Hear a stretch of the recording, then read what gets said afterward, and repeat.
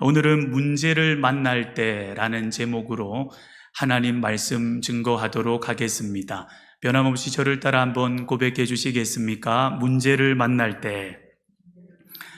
우리가 살아가면서 문제를 만나지 않으면 가장 좋을 텐데 살아가면서 누구나 문제를 만날 때가 있습니다. 그렇죠. 그런데 사람마다 문제를 만났을 때 대처할 수 있는 능력도 다르고 대처하는 방법도 다르다는 것을 알 수가 있는데요. 말씀을 준비하면서 세계적인 기업 도요타 회사에서는 문제를 만났을 때 어떻게 대처하는가 한번 살펴보게 되었습니다. 이 도요타 임직원들은 문제가 탁 생기면 5Y 기법을 사용한다고 합니다. 5Y 기법. 그게 무슨 말이냐면요. 쉽게 문제가 생겼을 때 왜라는 질문을 5번 해본다고 해요.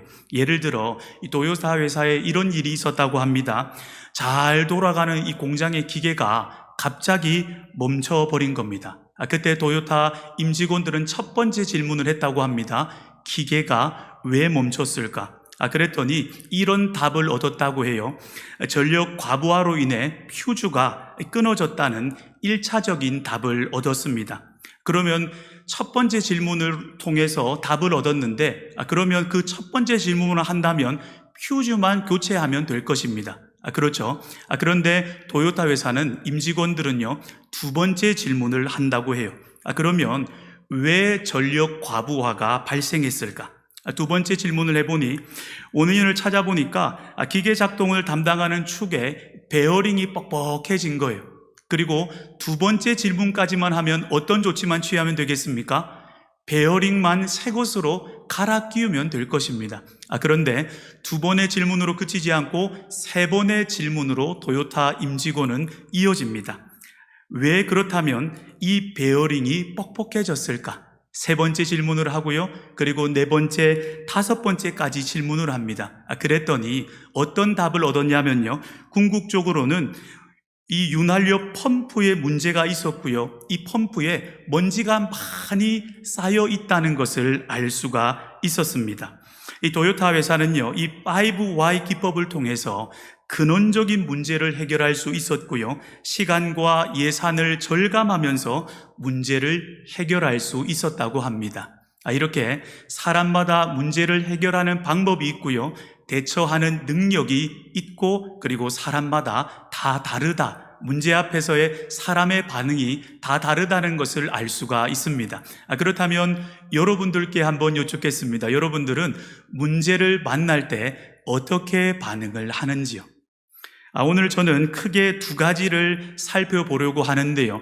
우리가 인생을 살면서 문제를 안 만나면 가장 좋으련데 근데 문제를 만난다라는 것이죠. 그렇다면 왜 우리는 문제를 만나게 되는지 첫 번째 우리가 함께 생각을 해보고요. 두 번째는 그렇다면 그 문제를 도요타 회사처럼 5Y 기법으로 문제를 해결해야 할지 우리가 만나는 그 문제를 그리스도인들은 어떻게 해결하면 좋은지 오늘 이 말씀을 통해서 한번 생각해 보고자 합니다.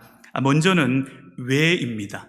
왜 우리는 살면서 문제를 만나냐라는 것입니다. 첫 번째 우리가 꼭 기억해야 할 것은요, 별다른 이유 없이도 문제를 만나며 사는 것이 우리들의 인생이라는 것입니다. 우리 잘 아는 시편 90편 10절에 이렇게 말씀을 하고 있습니다. 우리의 연수가 70이요 강건하면 80이라도 그 연수의 자랑은 수고와 슬픔뿐이요 신속히 가니 우리가 날아가나이다. 우리의 인생을 살아갈 때 수고와 슬픔밖에 없는 문제를 만나는 것이 당연한 우리의 인생길이다라는 것이에요. 그리고 시편 34편 19절 말씀 보니까 그러면 죄인만 이런 문제를 만나는가? 죄인에게만 이런 고난이 닥치는가? 말씀 보니까 의인도 고난이 많다. 하나님 앞에 잘 사는데도 이런 고난을 만나고 이런 문제를 만나게 된다라는 것입니다. 그런데 우리가 인생을 살면서 당연히 문제를 만나는데 그때 꼭 기억해야 할 것은 이것입니다. 문제가 앞에 닥쳤을 때는 크게 보이지만 문제보다 감사할 일이 더 많다라는 것입니다. 예를 한번 들어보겠습니다. 제가 여기에 손가락, 두 번째 손가락에 가시가 찔렸다고 생각해 보겠습니다. 가시가 찔렸습니다. 그런데 가시는 1mm도 안 됩니다. 아주 작은 가시요. 그런데 우리는 어떻습니까? 가시라는 문제 앞에 이게 꼭 다이냥 쩔쩔 때로는 멜 때가 있죠. 이 문제, 이 아픔 어떻게 하면 좋아? 이거 어떻게 가시를 빼면 좋을까?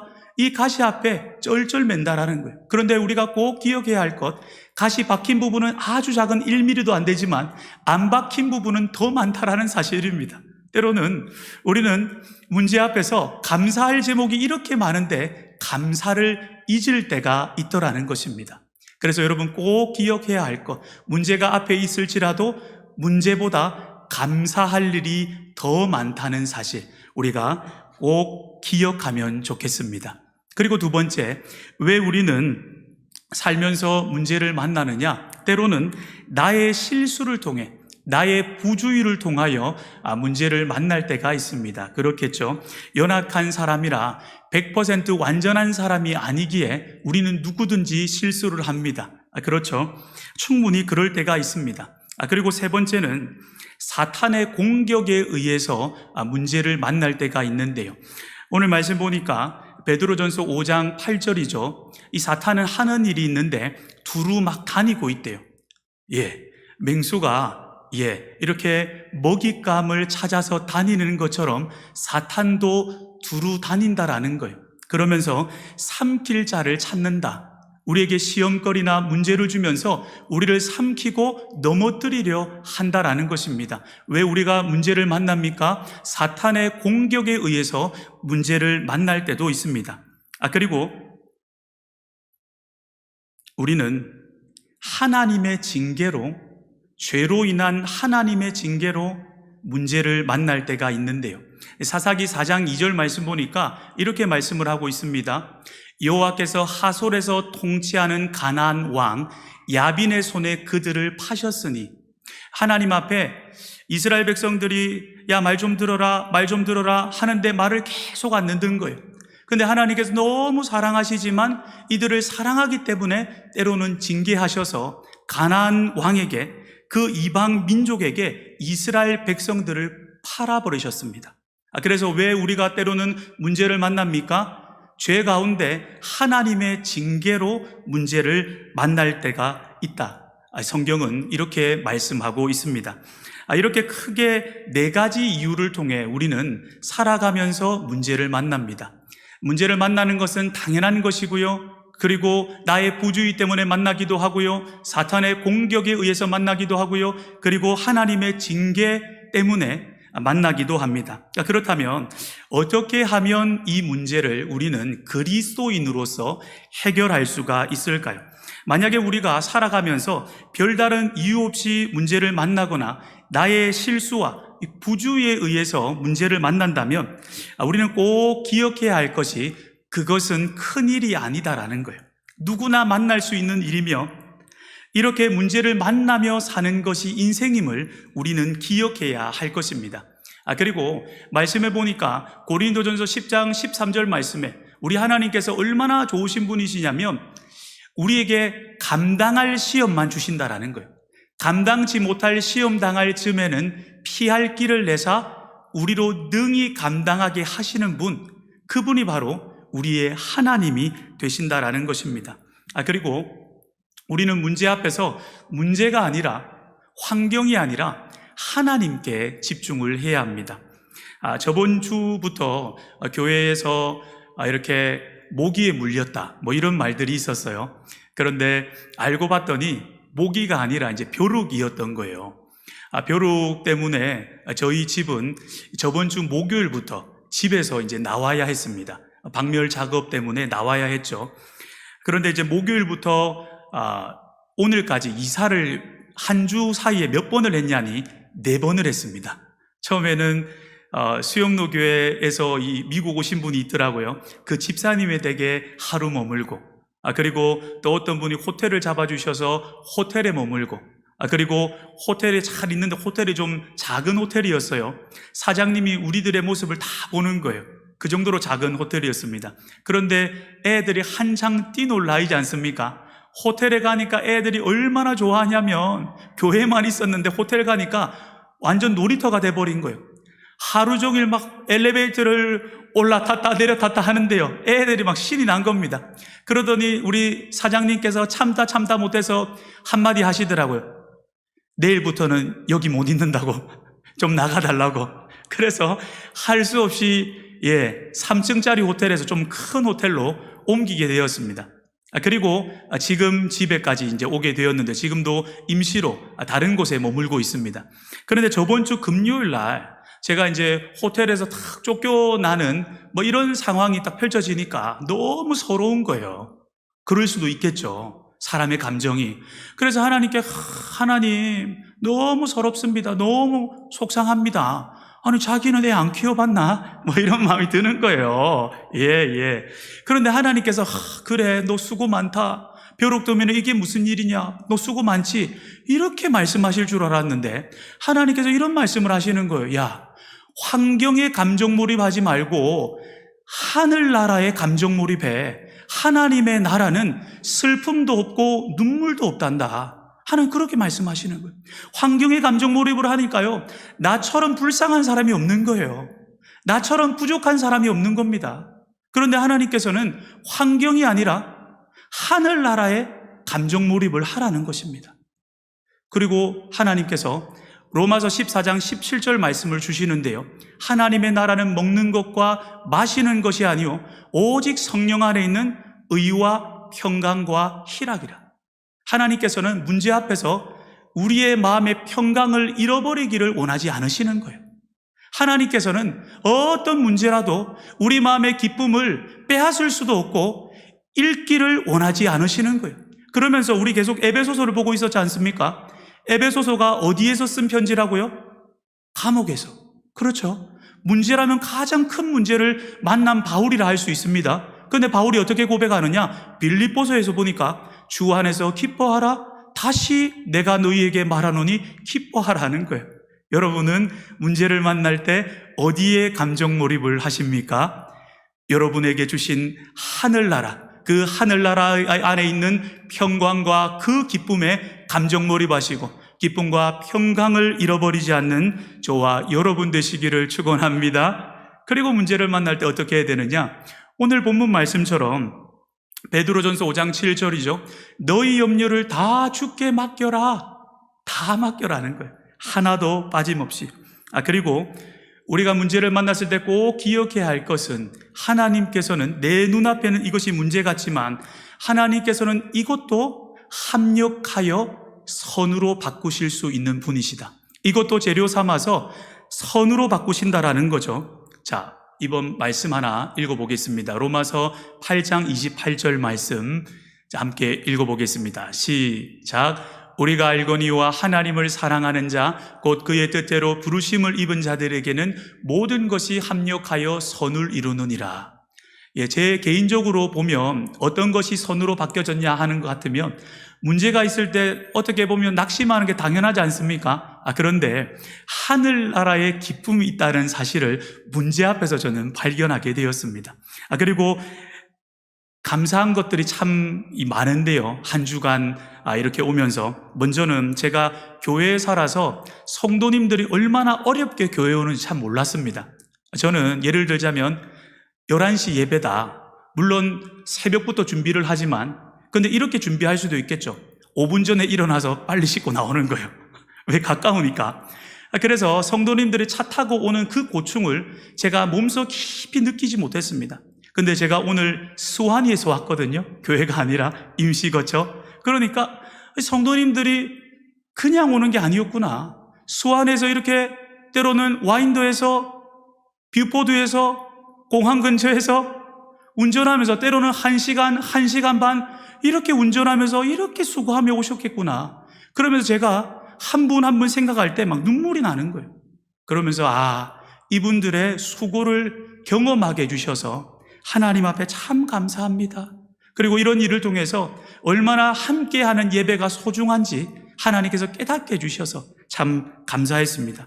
그리고 이사를 일주일 사이에 내보내서 아이들이 입이 쭉 튀어나올 법하지 않습니까? 아내가 지금 뭐 하는 거냐고 이럴 법하지 않습니까? 그런데 불평불만 한마디도 하지 않고 아이들은 오히려 호텔에서 신나가지고 엘리베이터 타는 모습을 보면서 얼마나 고맙던지, 그리고 애들을 꼭 안고 임시 거처지만 애들을 챙기고 자는 아내의 모습을 보면서 얼마나 예쁘던지 이것을 보고 있을 겁니다. 부끄럽지만 사실이니까 말씀을 드립니다. 그리고 이 시간을 통해서 우리가 온라인 예배를 하는데 저희가 사실 한 번도 코로나 때 교회를 폐쇄한 적이 없었지 않습니까? 하나님 은혜 가운데 코로나로 어려움 당한 적이 한 번도 없었습니다. 그런데 제가 그것에 대한 감사가 사실 없었던 것 같아요. 어떤 교회는 코로나 확진자 나와서 폐쇄했단다, 2주간 폐쇄했단다, 3주간 폐쇄했단다, 막 이런 말을 들었을 때 하나님께서 지켜주시는 것에 대해서 감사를 몰랐습니다. 그런데 코로나는 잘 지나왔는데 벼룩을 통해서 딱 한 주 이렇게 우리 온라인으로 예배를 또 하면서 하나님께 감사하지 못했던 것이 생각나면서 지금껏 지켜주신 거 이건 너무나 감사한 것이었구나, 이것을 깨닫고 하나님 앞에 하나님 지켜주신 그 은혜 감사합니다, 감사하지 못했던 것 죄송합니다, 회개하는 시간을 가졌습니다. 다시 말해 문제를 통하여서 하나님께서는 오히려 제 자신을 돌아보게 해주셨고요, 합력하여 선으로 바꿔주시는 그 은혜를 경험하게 되었습니다. 그래서 여러분, 문제를 볼 때 문제만 보시는 것이 아니라 문제 위에 계시는 하나님을 보면서 하나님께서는 이것도 선으로 바뀌어질 재료로 사용하시는구나, 그 하나님을 기억하며 저와 여러분이 감사를 잃지 않는, 그리고 기쁨과 평강을 잃지 않는 우리 모두가 되기를 축원합니다. 그리고 그 문제를 만났을 때 어떻게 해야 되느냐? 해결할 수 있는 실제적인 지혜와 돕는 손길을 구하는 것이죠.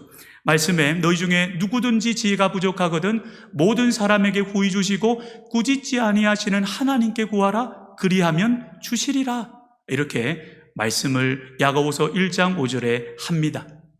자, 그런데요, 이것이 우리가 살아가면서 그냥 만나는 문제고, 그리고 나의 실수와 부주의로 만나는 문제일 때는 이렇게 하면 되는데, 만약에 어떤 분들이 이런 이야기를 하더라고요. 이거 사탄의 공격 아니야?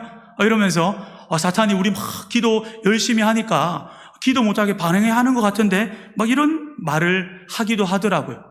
그런데 베드로전서 5장 8절에도 실제적으로 사탄은 두루다니며 삼킬 자를 찾는다라고 합니다. 그런데 만약에 우리 삶에 일어나는 그 문제가 사탄의 역사일 때는 그러면 어떻게 해야 되느냐? 저는 세 가지를 꼭 기억하라고 말씀을 드리고 싶습니다. 첫 번째는 무엇을 기억해야 되냐면요, 한 번만 따라 고백해 주시겠습니까? 내 안에 계신 이가 세상에 있는 이보다 크다. 여러분, 이것을 우리는 꼭 기억해야 할 것입니다. 내 안에 계신 하나님께서 세상에 있는 이, 사탄보다 훨씬 크다는 사실입니다. 요한일서 4장 4절에 말씀하고 있죠.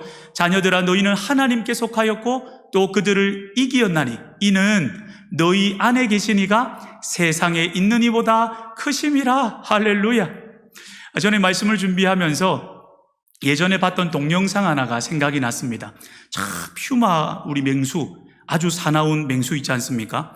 퓨마가 먹잇감을 찾으러 탁 다니고 있습니다. 찾으러 다니다가 무엇을 발견했냐니 새끼곰을 딱 발견한 거예요. 새끼곰을 딱 쫓아갑니다. 그런데 새끼곰은 안 잡히려고 쫙 바둥바둥거리면서 도망을 가요. 그런데 잘 도망가다가 하필이면 낭떠러지 쪽으로 도망을 딱 간 거예요. 그리고 퓨마는 이제 도간에 든 쥐다, 아니 새끼곰이다 하면서 참 위협해서 한 걸음 한 걸음 이제 탁 낚아채면 잡아 먹히기 일보 직전입니다. 그런데 갑자기 퓨마가 뒷걸음질을 치기 시작합니다. 그러면서 무서워가지고 막 주랭랑을 치는데요. 그런데 알고 봤더니 카메라가 이제 쫙 클로즈업 되면서 누구가 탁 비춰지냐니까 이 곰의 어미가 이렇게 쫙 팔을 펼치더니 와 이러는 거예요. 그 모습을 보고 퓨마는 놀래서 어이구 걸음아 나 살려라 하면서 도망을 가는 거예요. 그러면서 그렇구나, 문제를 만나고 때로는 퓨마와 같은 사단이 공격할지라도 내 뒤에는 나의 등 뒤에서 나를 도우시는 분, 그분은 더 크다는 사실입니다. 내 안에 계신 이가 세상에 있는 이보다 크시다라는 거예요. 우리는 그 시험과 사탄의 역사 앞에서 그 하나님을 꼭 잊지 말아야 할 것입니다. 그리고 어떻게 해야 되겠습니까? 우리 예수님께서 말씀을 하셨죠. 마태복음 26장 41절에 시험에 들지 않게 깨어서 기도하라. 사탄의 역사를 어떻게 이길 수가 있겠습니까? 기도 외에는 이런 유관하지 않는다 말씀을 하셨습니다. 그리고 때로는 어떤 문제가 발생할 때 사탄이 역사했는가 봐요 하면서 사탄에게 크레딧을 실어줄 때가 있습니다. 사탄의 능력하면서 사탄을 찬양할 때가 있는 거죠. 우리가 꼭 기억해야 할 것은 사탄은 어떻게 해야 되느냐? 대적해야 할 존재입니다. 그냥 가 하면 가는 존재, 그리고 대적해야 하는 존재다. 이렇게 성경은 말씀을 하고 있는데요. 야고보서 4장 7절 말씀 우리 함께 읽어보겠습니다. 시작.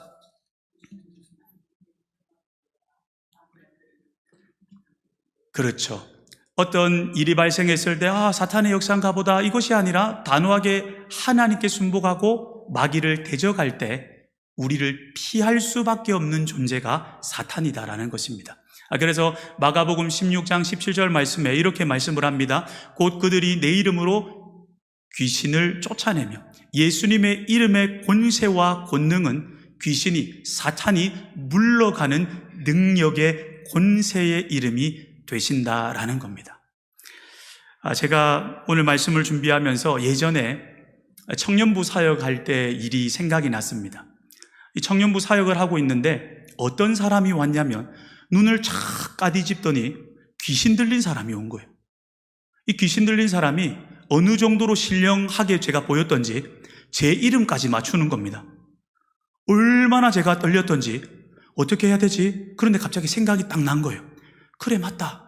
어떤 목사님이 그러는데 예수님 이름으로 탁 하면 귀신이 탁 떠나간다던데, 사탄을 제압할 수 있다던데, 그게 딱 생각이 나는 거예요. 그런데 하나 또 걱정이 생겼습니다. 나는 안 되면 어떡하지? 걱정이 되고 너무 무서운 거예요. 할까 말까 이거 안 하고 해도 안 해도 쪽팔리고 해도 쪽팔릴 것 같은 거예요. 그래, 그냥 해보자 하고 두렵지만 마음을 탁 가다듬고 딱 잡고 내가 이 시간에 하나님의 아들 왕이신 우리 주 예수 그리스도의 이름으로 명하노니 원수 귀신은 떠나갈지어다 이랬더니 정말 거짓말 하나도 안 보태고 이분이 어떻게 하냐니까 탁 그 말을 한마디 듣더니 갑자기 이러는 거예요. 그러면서 탁 나가 떨어지는 거예요. 제가 얼마나 놀랬던지 사실 제가 더 놀랬습니다. 그만큼 예수님의 이름은 권세 있는 이름이고 능력 있는 이름이더라는 거예요. 여러분, 그래서 사탄이 만약에 문제를 가지고 온다 그러면 사탄이 그랬는가 보다 하는 것이 아니라 단호하게 대적하는 저와 여러분 되어서 말씀대로 사탄이 피하리라, 그것을 경험하는 우리 교회가 되기를 소원합니다. 그리고 마지막, 만약에 우리가 문제를 만날 때 그 문제가 하나님의 징계다, 하나님께서 사랑하셔서 우리에게 드시는, 나에게 드시는 회초리다, 충분히 그럴 수가 있겠죠. 요한계시록 3장 19절 말씀 보니까 이렇게 말씀을 합니다. 우리 하나님께서는 사랑하시는 자에게 징계도 하시고 책망도 하신다. 사랑하기 때문에 징계도 하고 책망도 하신다라는 거예요. 자, 우리 히브리서 12장 5절, 6절, 10절 말씀 한번 찾아서 읽어보는데, 우리 본당에 나오신 분들은 화면 보고 읽어주셔도 괜찮겠습니다. 그런데 각자 처소에서 또 예배하는 분들 잠깐만 한 3초만 더 기다려 드리겠습니다. 히브리서 12장 5절, 6절, 그리고 10절입니다. 하나님께서 징계하실 때 어떤 마음으로 징계하시냐라는 거예요. 만약에 우리가 만난 문제가 하나님의 징계라면 첫 번째, 하나님의 마음을 알 필요가 있어요.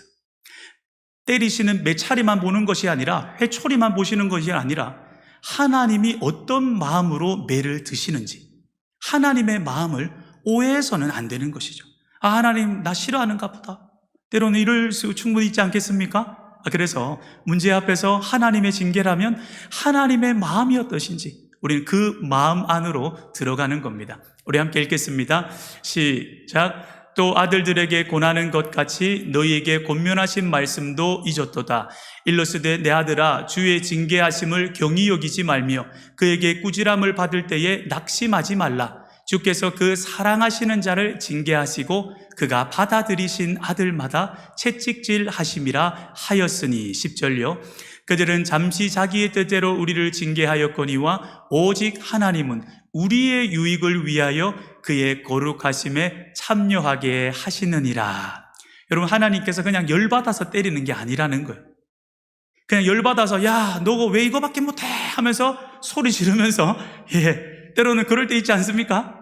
우리라면. 근데 하나님께서는 그러지 않으신다라는 거예요. 자녀들에게는요.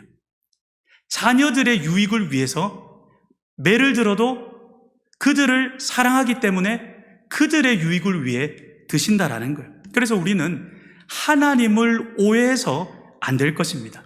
그렇다면 하나님의 징계라면, 문제를 만났을 때 하나님께서 허락하시는 것이라면 어떻게 해야 되겠습니까? 역대하 7장 14절에 잘 나와 있죠. 내 이름으로 일컫는 나의 백성이 스스로 겸비하여 먼저는 높아진 마음을 낮춰야 합니다. 하나님 앞에, 사람 앞에 겸손하게 엎드려야 하는 것이죠. 그리고 하나님께서 기뻐하지 않는 말과 행동과 생각과 감정과 습관들, 모든 악한 길에서 우리는 떠나야 할 것입니다. 그리고 말씀하죠. 얼굴을 구하면, 하나님께 기도하면, 하나님께 부르짖으면 우리 하나님께서 고치신다 말씀을 합니다. 그래서 여러분, 하나님께서 주시는 징계일지라도 우리가 해야 될 것은 부르짖는 기도입니다. 하나님께 부르짖는 거예요. 그러면 하나님께서 해결해 주십니다. 사사기 말씀 보니까 사사기에 나오는 이스라엘 백성들이 참 하나님 말을 안 들었지 않습니까? 그래서 징계도 참 많이 받죠. 그런데 곳곳에서 하나님께서 이스라엘 백성들을 구원하셨다는 사실을 알 수가 있는데, 어떨 때 하나님께서 이스라엘 백성들을 건지시느냐? 가만히 있을 때가 아니라 부르짖을 때까지 기다리셨다가요, 그리고 부르짖을 때 하나님께서 건지시고 하나님의 뜻을 돌이키셨다는 사실을 알 수가 있습니다. 그래서 내가 만난 문제가 하나님의 징계라면 사사기에 나오는 이스라엘 백성들처럼 우리는 부르짖어야 합니다. 하나님께 부르짖을 때 하나님께서 건지시고 하나님의 뜻을 돌이켜 주신다라는 것이죠.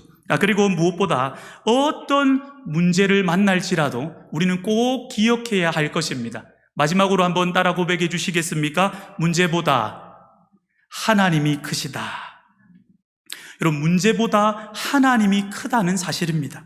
그리고 부르짖으면요, 내 눈앞에는 지금 문제처럼 보였는데 그 위기를 기회로 바꾸셔서 그 문제 앞에서 하나님께서는 하나님의 위대한 역사를 보게 하실 것입니다. 너는 내게 부르짖으라. 내가 내게 응답하겠고 내가 알지 못하는 크고 은밀한 일을 내게 보이리라. 여러분, 오늘 말씀을 꼭 기억하시고요. 그리고 한 주간 교회를 위해서 특별히 기도하는 저와 우리 모두가 되어서 이 위기 앞에 오히려 하나님의 놀라운 기적적인 역사를 보는 저와 우리 교회가 되기를 소원합니다. 그렇게 기도해 주시기를 부탁드리며 우리 같이 한번 기도하며 나가도록 하겠습니다.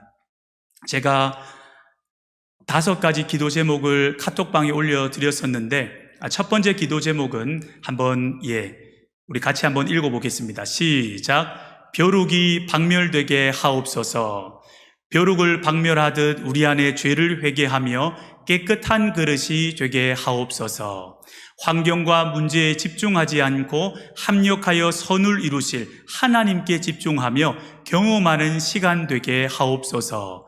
교회와 서로를 더욱 사랑하며 주님 안에 하나 되는 시간 되게 하옵소서. 마지막, 예수님만 머리와 주인 되셔서 주님의 통치와 뜻이 이루어지게 하옵소서. 아멘. 우리 시간에 같이 한번 기도하십시다. 우리 기도하실 때 하나님께서 저에게 주신 어떤 개인적인 말씀 중에 하나는, 사실 저는 이 벼룩이 탁 발생하고 나서 이 박멸이 다 될 때까지 이 다른 곳으로 이제 뭐 애틀란타 말고 타주로 피신해 있어야 되나 뭐 이런 생각을 사실 했어요. 그런데 하나님께 기도를 하는데 피하려고 했는데 하나님께 기도하는데 십자가는 때론 내 앞에 만나는 문제 그 십자가는 피하는 것이 아니라 지는 거다. 교회가 힘들 때 교회와 함께 하라. 이런 말씀을 해주셨습니다. 그러면서 예수님의 십자가가 얼마나 놀라운 사랑이 다시 한번 깨닫게 되었는데요. 주님은 그 십자가라는 문제를 피하지 않고 그 십자가를 걸머지신 겁니다. 그리고 생명을 아끼지 않고 내어주신 거죠.